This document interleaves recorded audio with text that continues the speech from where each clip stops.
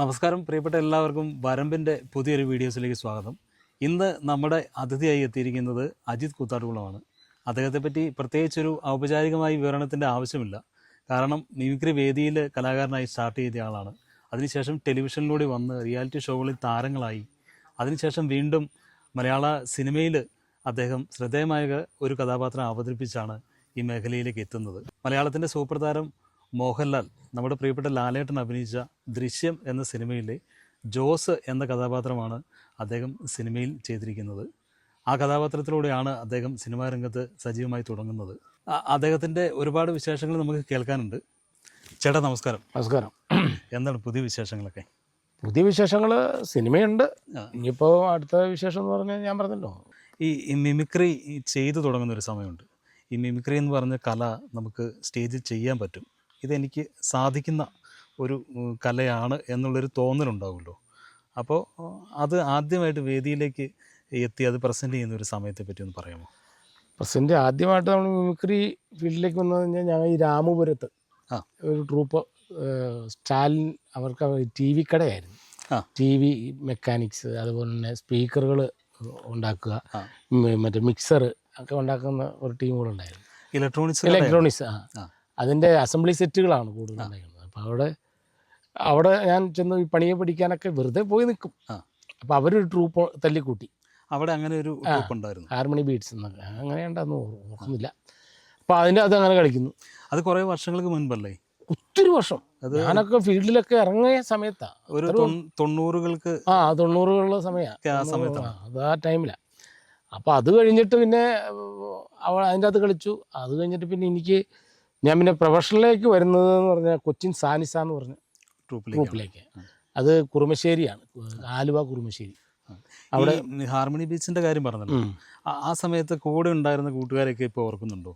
അന്ന് കൂടെ ഉണ്ടായിരുന്ന ജോബി ഉണ്ടായിരുന്നു, പിന്നെ രാമപുരത്തുള്ളൊരു ബിജു, ഒരു മെഡിക്കൽ റെപ്രസെൻറ്റേറ്റീവ്, കാതികൻ ബിജു.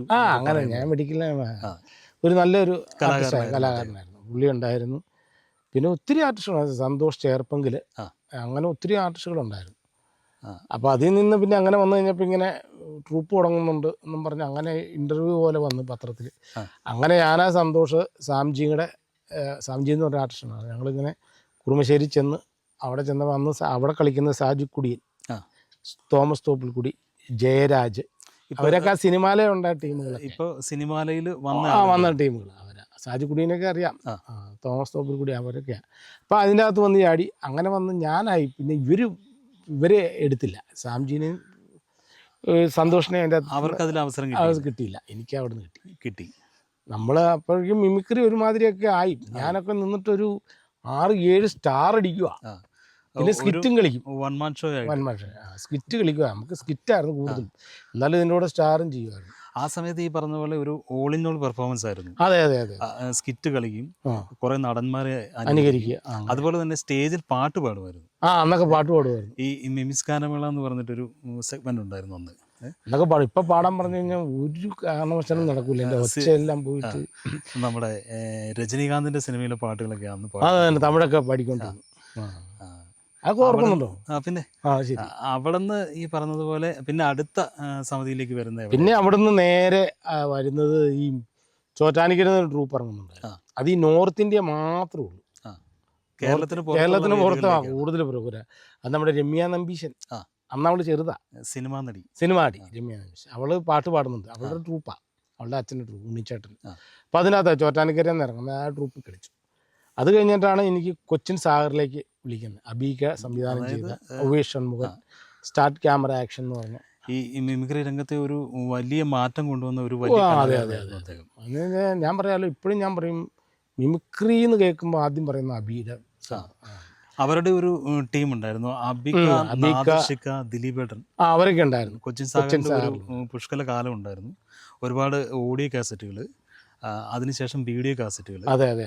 അത് കഴിഞ്ഞിട്ടാണ് അജിത്തേട്ടൻ ആ ഒരു സാഗറിലേക്ക് എത്തുന്നത്. ഞാൻ ചെല്ലുമ്പോൾ തന്നെ മിമിക്രിയുടെ റൂട്ട് അങ്ങ് മാറിയിട്ടൊരു സിനിമാറ്റിക് മൂഡ്.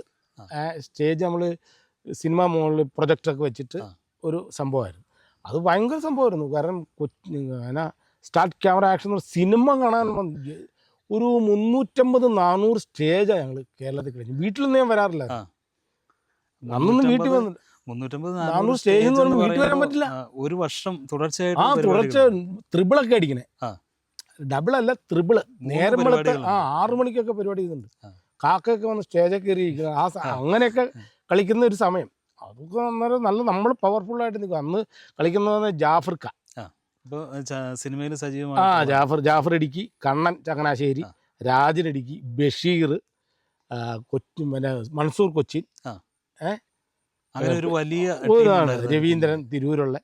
അപ്പം നമ്മളൊക്കെ ആ ടീമായിരുന്നു. അതൊരു കളിയാണ്. അത് കഴിഞ്ഞിട്ട് പിറ്റേ വർഷവും അബീക്കയുടെ അവേഷ് ഷൺമുഖൻ, അത് അതിൽ കൂടുതൽ സ്റ്റേജ് കളിച്ചു. അതും ഈ ഡ്രാമയായിരുന്നു. ഈ മിമിക്സ് പരേഡ് എന്നുള്ളൊരു ആ ഒരു രൂപത്തിൽ നിന്ന് മാറ്റം സംഭവിച്ചു. അതെ. പിന്നെ എന്ന് വെച്ചാൽ എന്നെ ആദ്യമായിട്ട് ഗൾഫ് ട്രിപ്പിന് കൊണ്ടുവന്നത് അബീക്കയാണ്. അതായത് കേരളത്തിന് പുറത്തും അതിനുശേഷവും അല്ലേ? അതെ, ആദ്യമായിട്ട് ഞാൻ ഗൾഫിൽ പോണത്. ട്രിപ്പ് പോകുന്നതിൻ്റെ 18 പ്രോഗ്രാം ഉണ്ടായിരുന്നു ഒരുമിച്ച്. അന്നും ഗൾഫ് മുഴുവൻ കളിക്കുക. ദുബായ്, മസ്കറ്റ്, പിന്നെ ഖത്തർ, ബഹ്റൈൻ, ഇങ്ങനെയുള്ള സൗദിയിൽ വരെ ഞങ്ങൾ പ്രോഗ്രാം ചെയ്തു. അത് വളരെ ചുരുക്കം ആളുകൾക്ക് അത് പേഴ്സണലായിട്ട് ചെയ്ത ഒരു 100 പേരോ മറ്റോ ഉണ്ടാകുന്നുള്ളൂ. അവിടെ പ്രോഗ്രാം ചെയ്യാൻ പറ്റില്ല. സിനിമ തിയേറ്റർ പോലും ഇല്ലായിരുന്നു അന്ന്. ഇപ്പോഴൊക്കെ ആയി തുടങ്ങി കേട്ടോ. അപ്പം അന്ന് ഈ ആദ്യത്തെ ഗൾഫ് ഷോ എന്ന് പറഞ്ഞില്ലേ, അതിൻ്റെ കുറച്ച് ഓർമ്മകളൊക്കെ എങ്ങനെയായിരുന്നു? അതിൻ്റെ ഓർമ്മ എൻ്റെ ജീവിതത്തിൽ ഞാൻ മറക്കൂല. അത്രയും എന്നാന്നറിയോ, നമ്മൾ ഗൾഫിൽ നിന്ന് പോവാന്നും പറഞ്ഞ് വീട്ടിൽ നിന്ന് പോരുക.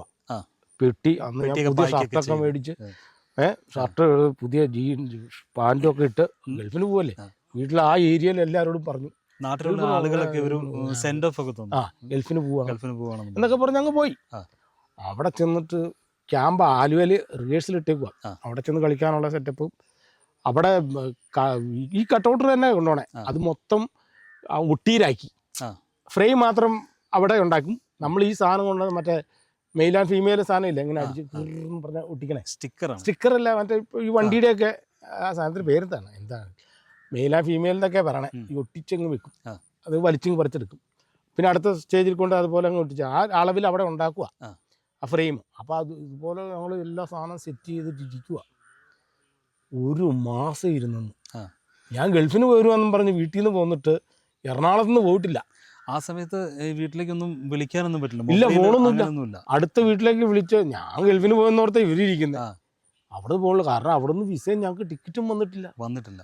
അങ്ങനെ ഇരുന്ന് ഭയങ്കര പ്രശ്നമായി. 1 മാസമായി. അബീക്ക് ഞങ്ങൾക്ക് ചെലവിന് വന്നുകൊണ്ടിരിക്കുക. അപ്പൊ അവിടെ എല്ലാവരും ഒരുമിച്ച് താമസിക്കാം, എല്ലാവരും ഒന്നിച്ച് കിടക്കുക. ഞങ്ങൾ കുറച്ച് പേര് മാത്രമേ വീട്ടിൽ പോയുള്ളൂ. ഈ എറണാകുളത്തുള്ളവർ അവരൊക്കെ മാത്രമേ വീട്ടിൽ, നമ്മളാരും വീട്ടിൽ പോയില്ല.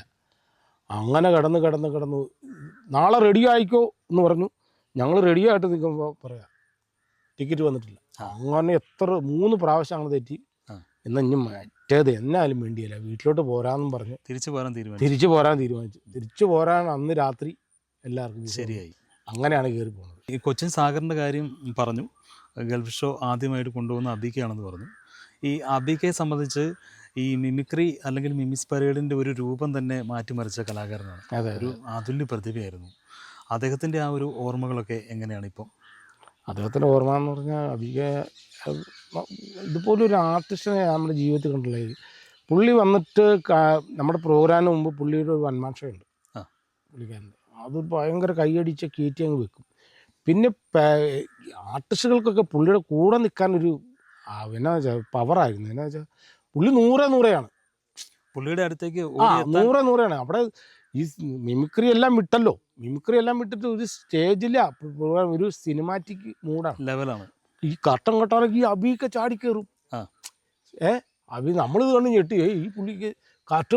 അപ്പം നമ്മളും അപ്പം കയറിയിരിക്കും. അവിടെ ഇപ്പം ആ ഒരു താരമൂല്യ പ്രശ്നങ്ങളൊന്നും ഒന്നുമില്ല. പുള്ളി അതുപോലെ പറയാം. പക്ഷേ എന്നു വെച്ചാൽ എന്നെ ആദ്യമായിട്ട് ഗൾഫിൽ കൊണ്ടുപോയത് അബീക്കയാണ്. ഞാൻ പറഞ്ഞിരുന്നു. അതുപോലെ തന്നെ അബീക്ക മരിക്കുമ്പോൾ ഞാൻ ഫ്ലൈറ്റിൽ ഇരിക്കും. എനിക്ക് ഭയങ്കര വിഷമമായി പോയി. കാരണം എന്ന് വെച്ചാൽ അബീക്ക മരിച്ചു എന്ന് പറയുമ്പോൾ ഞാൻ ദുബായ് പ്രോഗ്രാമിന് പോകാനായിട്ടിരിക്കുമ്പോൾ എന്നെ ജാഫർ ഇടുക്കിയാണ് വിളിക്കുന്നത്.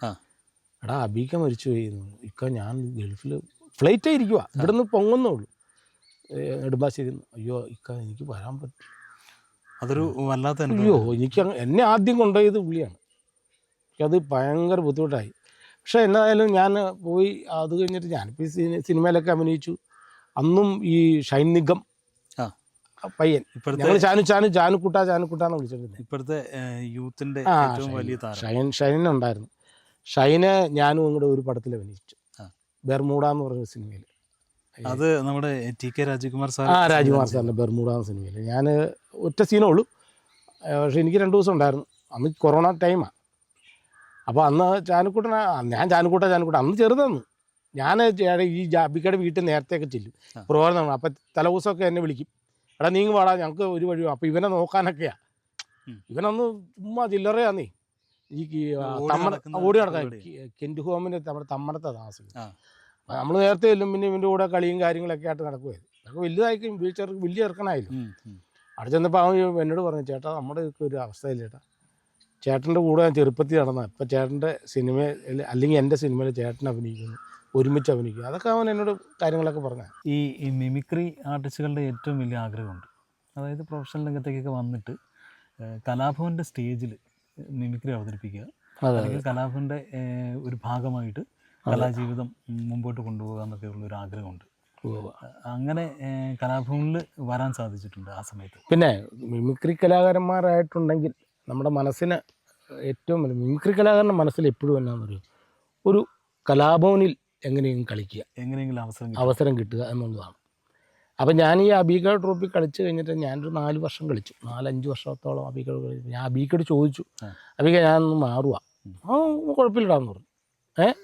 കുഴപ്പമില്ലാന്ന് പറഞ്ഞു. ഞാൻ അങ്ങനെ നേരെ കലാഭവനിൽ ഇൻ്റർവ്യൂവിൽ പങ്കെടുക്കുകയാണ്. ആ സമയത്തൊക്കെ ഈ ഒരു ട്രൂപ്പിലൊക്കെ കുറേ നാളുകൾ ഇങ്ങനെ ഒരുമിച്ച് പോകുന്ന സമയമായിരുന്നു അല്ലേ? അതെ, 4-5 വർഷമൊക്കെ ഒരു ടീമിൽ സ്ഥിരമായിട്ട് നിൽക്കുന്നുണ്ടായിരുന്നു. അതെ. പക്ഷെ ആ സമയത്തൊക്കെ ഒരുപാട് പരിപാടികളുണ്ട്.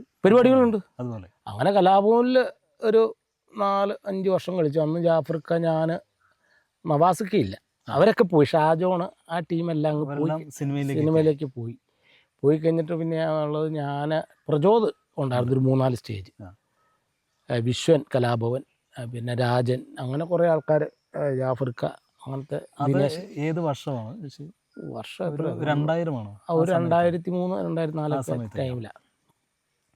അങ്ങനെ ആ ടൈമിൽ അത് അങ്ങനെ കളിച്ച് അതും ഒരു 4 വർഷം കളിച്ചു. ഓരോ ട്രിപ്പ് പോയി ഉള്ള സമയത്ത് പുറത്തേക്കൊക്കെ ഉള്ള പുറത്തേക്ക് UK പ്രോഗ്രാമൊക്കെ ഉണ്ടായിരുന്നു, സ്റ്റേജ് പരിപാടി, അങ്ങനെ കുറെ പോയി. കലാഭവൻ്റെ ആ സമയത്ത് ഉള്ള യാത്രകളെ പറ്റിയൊക്കെ എന്തെങ്കിലും രസകരമായ ഒരുപാട് കാര്യങ്ങൾ ഉണ്ടാവുമല്ലോ? പ്രത്യേകിച്ച് ഈ ആഘോഷ കാര്യങ്ങളിലൊന്നും സമയത്തൊന്നും നമ്മൾ നാട്ടിലും വീട്ടിലും ഉണ്ടായിട്ടില്ല. ഞാൻ ഇതുവരെയായിട്ട് ഞാൻ പറഞ്ഞില്ല, ഇപ്പോൾ ഒരു വർഷമായ അല്ലെങ്കിൽ 2 വർഷത്തിൽ കൂടുതലായിട്ടില്ല ഓണം സദ്യ കഴിക്കാൻ തുടങ്ങിയിട്ട്. കാരണം വെച്ചാൽ നമ്മൾ ഓണത്തിനൊന്നും ഇവിടെ കാണത്തില്ല. ഈ ചില പ്രായമുള്ള ആളുകൾ പറയല്ലേ, ഞാൻ കുറേ ഓണം ഉണ്ടോയെന്ന് പറയും എന്തെങ്കിലുമൊക്കെ തമ്മിൽ സംസാരിക്കുമ്പോൾ. അപ്പോൾ ചേട്ടൻ്റെ കാര്യത്തിൽ ആ ഓണം ഉണ്ടോയെന്ന് പറയാൻ പറ്റില്ല. അത് പറയാൻ പറ്റത്തില്ല, അതങ്ങനെ ഒരിക്കലും പറയാൻ പറ്റത്തില്ല. കാരണം എന്ന് വെച്ചാൽ ഓണം ഉണ്ണുന്നു എന്നതിനപ്പുറത്തേക്ക് സ്ഥലത്തുണ്ടായിരുന്നില്ല എന്നുള്ളതാണ് നമ്മൾ പറയും. ഇപ്പോൾ ഒരു 2 വർഷമായിട്ട് നമ്മൾ ഓണ സമയത്തൊക്കെ വീട്ടിൽ വരും, കാരണം പ്രോഗ്രാം കുറവാണ്. പണ്ടത്തെ പോലെ അല്ലല്ലോ, നിസ്സാര പൈസയ്ക്കായിരുന്നു അന്നൊക്കെ പ്രോഗ്രാം ചെയ്യുക. ഇപ്പോൾ വാല്യൂ കൂടി, നമ്മളൊരു കൂടെ കളിക്കുന്നവർക്കും വാല്യൂ ആയി, നമ്മളും നല്ല രീതിയിലാണ് പോകണം. ഞാനിപ്പോൾ രാജേഷ് പറവൂര്, സുമേഷ്, ഞങ്ങൾ 3 പേരും ഒന്നിച്ചാണ്. 3 പേരും ഒരുമാതിരി സിനിമകളിൽ ഇങ്ങനെ ചെയ്തുകൊണ്ടിരിക്കുക. അപ്പോൾ പേയ്മെൻറ്റ് കൂടുതലായി വരും, പ്രോഗ്രാം കുറവാണ്.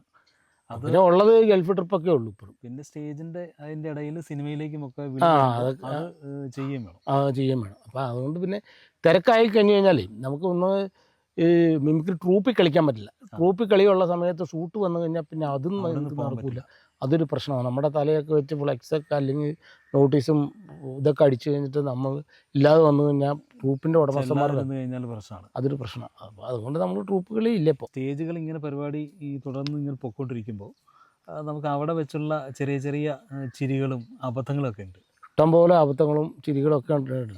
പക്ഷെ ഞാൻ പറഞ്ഞില്ല, കലാഭവനിൽ കളിക്കുമ്പോൾ അങ്ങനെ ഒരു അബദ്ധങ്ങൾ കൂടുതലില്ല. എന്നാ വെച്ചാൽ ഭയങ്കര പഞ്ച്വാലിറ്റിയും ഭയങ്കര സ്ട്രിക്റ്റ്ലി ഒക്കെ ഉള്ള. നമ്മൾ 8 മണിക്ക് ചെല്ലെന്ന് പറഞ്ഞാൽ 8 മണിക്ക് എന്നില്ലെങ്കിൽ നമുക്ക് ബസ് വിളിച്ച് പോകേണ്ടി വരും പരിപാടി സ്ഥലത്ത്. പിന്നെ പേയ്മെൻറ്റും കിട്ടത്തില്ല. പിന്നെ പരിപാടി സ്ഥലത്തേക്ക് എത്തേണ്ടി വരും.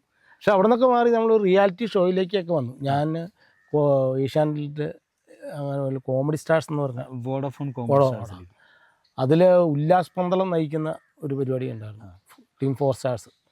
അപ്പോൾ അതിൻ്റെ അകത്തെന്ന് പറഞ്ഞാൽ അന്ന് കളിക്കുന്ന ഉല്ലാസ് പന്തളം, വഴിപ്പിടി മനോജ്, സജി കൃഷ്ണ, പിന്നെ വൈക്കം പ്രമോദ്, പിറവം പ്രമോദ്, ഇത്രയും പേരെ. നിങ്ങൾ 4 പേര് ഇല്ല, അങ്ങനെ നിൽക്കുന്ന സമയത്താണ് ഇവർ ഡേഞ്ചർ സോണിൽ വന്നു. അതെ, ഡേഞ്ചർ സോണിൽ വന്നു കഴിഞ്ഞപ്പോഴാണ് ഈ പ്രമോദ് മാറി, പ്രമോദിനെ എടുത്ത് മാറ്റി. അങ്ങനെ വന്നിട്ടാണ് എന്നെ വിളിക്കുന്നത്. അങ്ങനെ ഞാൻ ചെല്ലുന്നു. ഞാൻ ചെന്ന് ഒരു ഇത് കഴിഞ്ഞ് കഴിഞ്ഞപ്പോൾ ഞാൻ ജോബിനെ വിളിച്ചോണ്ട് ഞാനും പോവുകയാണ്, ജോബി പാലം. പിന്നെ ഞങ്ങളൊരു കോർ ടീമായിപ്പോയി.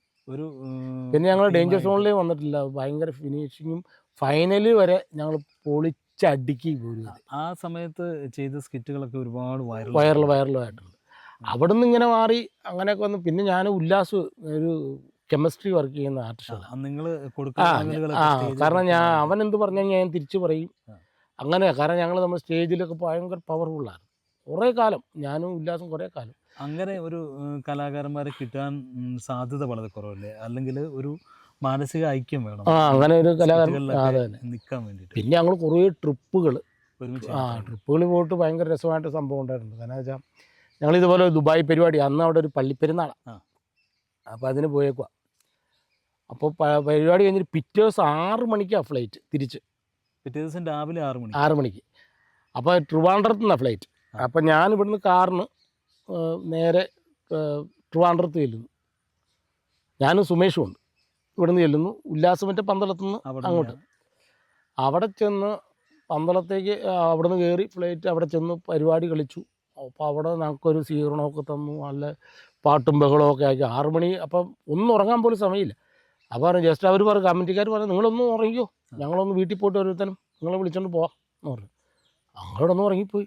അവർ വരുമെന്ന് വിചാരിച്ചു. അവരും വന്നില്ല. ഞങ്ങൾ ഇപ്പോൾ 8 മണിയായി. 6 മണിക്ക് അവിടെ റിപ്പോർട്ട് ചെയ്യണം. ഞങ്ങളപ്പം തന്നെ ഹോട്ടലിൽ പറഞ്ഞു. ഹോട്ടലുകാർ ഞങ്ങൾ വിടത്തില്ല. ഇത്ര ഫുഡ് കഴിച്ചതിൻ്റെ പൈസ ഞങ്ങൾ കൊടുക്കണം. കമ്മിറ്റിക്കാർ ഫോൺ എടുക്കുന്നില്ലെന്ന്. അവരാരും എത്തിയിട്ടില്ല. ഫോൺ എടുക്കുന്നില്ല. മടുത്തു. ഇവർ പിന്നെ ഞങ്ങൾക്ക് കിട്ടിയ പേയ്മെൻറ്റ്, ഓരോരുത്തർക്ക് കിട്ടിയ പേയ്മെൻറ്റ് അവിടെ കൊടുക്കുന്നു. ഹോട്ടലിൽ പേ ചെയ്തു. ഞങ്ങളുടെ 10 പൈസയില്ല. ഞാനിവിടെ നാട്ടിൽ വരുമ്പോൾ എൻ്റെ 10 പൈസയില്ല. ഗൾഫിന് പോയിട്ട് നേരെ കൊടുത്ത് അവിടെ നിന്ന് നേരെ കയറി അതുപോലെ ഫ്ലൈറ്റ് പോയി. എന്ത് ചെയ്യും? ഞങ്ങളെ ഇങ്ങനെ എല്ലാവരും പെട്ടിപ്പുറത്ത് ഇങ്ങനെ ഇരിക്കും എയർപോർട്ടിൽ. അന്നേരമാണ് അശ്വതി ആങ്കർ ചെയ്യുന്നത്. ആങ്കർ ചെയ്യണ അശ്വതി ഞങ്ങളുടെ മുമ്പിൽ കൂടെ നടന്നങ്ങ് പോവുക. ഇതന്നെ നിങ്ങളിവിടെ ഫ്ലൈറ്റ് പോയല്ലേ എന്ന് ചോദിച്ചു. ഞാൻ ഫ്ലൈറ്റ് പോയി. പുള്ളിക്കാരത്തേക്ക് 10 മണിക്കോ പറ്റിയാൽ പുള്ളിക്കാരത്ത് കയറാൻ പോകുന്നു. പുള്ളിക്കാരത്ത് ഗൾഫിലാണ് താമസിക്കുന്നത്. ഇവിടെ പരിപാടിയുള്ളപ്പോൾ ആങ്കർ ചെയ്യാനായിട്ട് ഇങ്ങോട്ട് വരിക. പ്രശ്നമായി. എന്ത് ചെയ്യും? അവിടെ ഇരുന്നുകൊണ്ട് പിന്നെ ഞങ്ങൾ ഈ കമ്മിറ്റിക്കാർ ഫോൺ എടുക്കുന്നില്ല. നിങ്ങന്മാർ എന്ത് ചെയ്തവന്മാർ ഫോൺ എടുക്കുകയല്ല. അങ്ങനെ നിന്ന് ഞങ്ങളൊരു ഉല്ലാസിൻ്റെ ഒരു സുഹൃത്ത് ദുബായിലുണ്ട്. അവൻ്റെ അടുത്ത് പോയി. അവൻ ഞങ്ങളെ വീട്ടിലേക്ക് ക്ഷണിച്ചു. അവിടെ പോയി ഞങ്ങൾ ഫുഡൊക്കെ കഴിച്ച് പിന്നെ 5 മണിക്ക് ഒരു ചേഞ്ച് ചെയ്തെടുത്തു. വൈകിട്ട് 5 മണി. അത് നേരെ എങ്ങോട്ടാന്ന് വെച്ചാൽ ഈ നെടുമ്പാശ്ശേരിക്കാണ്. അപ്പോൾ വീണ്ടും നെടുമ്പാശ്ശേരി വന്ന് ഇറങ്ങി. പിന്നെ നെടുമ്പാശ്ശേരി വന്ന് ഇറങ്ങിയിട്ട് കുറേ പെട്ടി സാധനങ്ങളൊക്കെ എൻ്റെ കയ്യിലുണ്ടായിരുന്നു. അതെല്ലാം ചുവന്ന് ട്രാൻസ്പോർട്ട് ബസ്സിൽ കയറി തിരുവനന്തപുരത്ത് ചെന്നിട്ട് അവിടെ നിന്ന് കാർ എടുത്തുകൊണ്ട് വന്നു. അപ്പോൾ വണ്ടി അവിടെ കൊണ്ടിട്ടു. വണ്ടി തിരുവനന്തപുരത്തല്ലേ കിടക്കാം. കയറി പോയിടത്തല്ലേ വണ്ടി. തിരിച്ചു വരുമ്പോഴും അങ്ങോട്ടല്ലേ വരണ്ടേ. ഇത് ഞങ്ങൾക്ക് കിട്ടിയത് പിന്നെ നെടുമ്പാശ്ശേരിക്കായി പോയി. അവിടുന്ന് പിന്നെ തിരിച്ച് ഇവിടെ വന്നിട്ട് നേരെ ട്രിവാൻഡ്രം ബസ് കയറി ട്രിവാൻഡ്രത്ത് ചെന്നിട്ട് അവിടെ നിന്ന് കാർ എടുത്തുകൊണ്ട് തിരിച്ച് വീട്ടിൽ 10 പൈസ ഇല്ലായിരുന്നു. ഈ ഒരു അനുഭവം ഒരിക്കലും മറക്കാൻ ഒരിക്കലും മറക്കുകയില്ല. പെട്ടുപോകും. കാരണം പരിചയമില്ലാത്തവരാണെങ്കിൽ അവിടെ പെട്ടു.